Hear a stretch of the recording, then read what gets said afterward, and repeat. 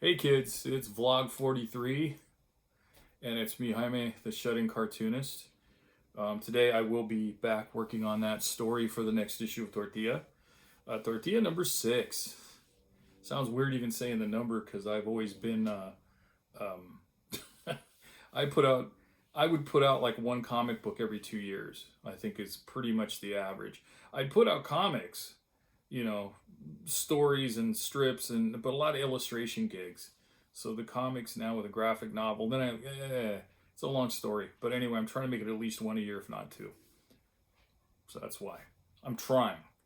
Yeah, changed wearing a different shirt today other than a pullover t-shirt. I wear a lot of button downs, especially when the weather gets warm. But since it's been the COVID, I've just kind of put on t-shirts. But yeah, I'm just wearing this, and I'm wearing pants, So I do get pretty relaxed around here. But anyway, that's what goes on here at the Corn Tortilla Press World Headquarters, located on that wonderful little island of Alameda, California, which floats just off the coast of Oakland, California. Today, I've been on Facebook and finding out lots of friends from my past are gone, even more. I know you've heard me say this before, but I'm even finding out even more people are gone. There's a couple of sisters that are both gone and have been gone. There's people that, 5 years or more, 10 years or more. And what alarms me about that is that, yes, I have a big group of friends or acquaintances, but let's just use a number. If there's 100 of them and say 10 of them are gone now, and I'm 59, I'd be like, yeah, that's sad, and it's probably average.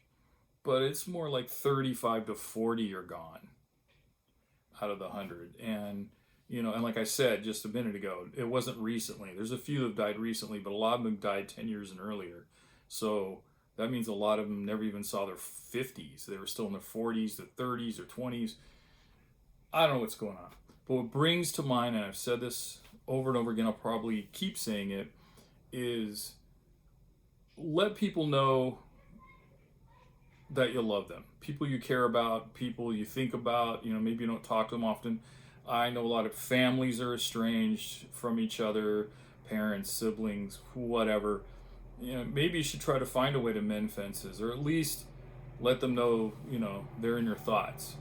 And I'll tell you, man, there's nothing worse in some ways than people getting away from you, and it's I mean, for my own personal thing, not name dropping here, but I was pretty good friends with Harvey Picar. I considered him a close friend, well, a good friend, and a mentor in a way too. And the man would call me on his just, hey man, what are you doing? Why aren't you doing this? Or hey, I like the last thing you sent me, or when is the next one coming out? I mean, he was always on it, and I stopped drawing for almost 5 years, many years ago. 15 years ago, I don't know. I was working, I was back in college, wife, kid, homeowner, something had to give, so it was drawing. And he called me one afternoon out of the blue. I did a comic strip on this, and just kind of asked me, like, what are you doing, man? You got stories to tell. I mean, I know you're busy, but, of course, that's after his movie came out, too, and he asked me if I'd saw it. And at that point, I hadn't. It was kind of funny, the silence, that pregnant pause on the other end of the phone. And Harv's like, you're not working 24 hours, are you? Yeah, I guess I could go see your movie at 3 in the morning, Harvey. Yeah, I end up owning a copy. And my point is him calling me to kick me in the butt and get me going again. And I started with comic strips at that point. I just started drawing over again and writing. I never got a chance to thank him properly, because within that time, I tried calling him back a few times and left messages, or just, he was busy. I mean, obviously he was getting a deluge of calls and whatnot because of the film. And, to Harvey, I've always championed that man. And so there you go. I have a little bit of a regret there, because I wouldn't be doing this right now if it wasn't for him.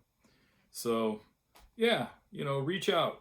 What was that the old jingle? Reach out and touch someone. Telephone, Pac Bell, or God knows who it was. But yeah, send them an email, call them. Calling's always good. If you can physically see them, put the mask on, stand out in front of their yard, do that John Cusack thing with a boombox over your head. I don't know. In this case, your phone over your head with Spotify going. All right, guys, I'm gonna skedaddle over there. Like I said, we've already done the store this morning. Bought, and everything was there except one item, so we got everybody's stuff in one day. We really kicked ass. Amy's badass. She really knows what she's doing. So stay in. If you can't wear the mask, don't touch your face. Wash your hands. Sanitize. As I said, be kind to everyone. And give me some comments. Subscribe. Go to my website, corntortillapress.com. Thanks. See you guys tomorrow.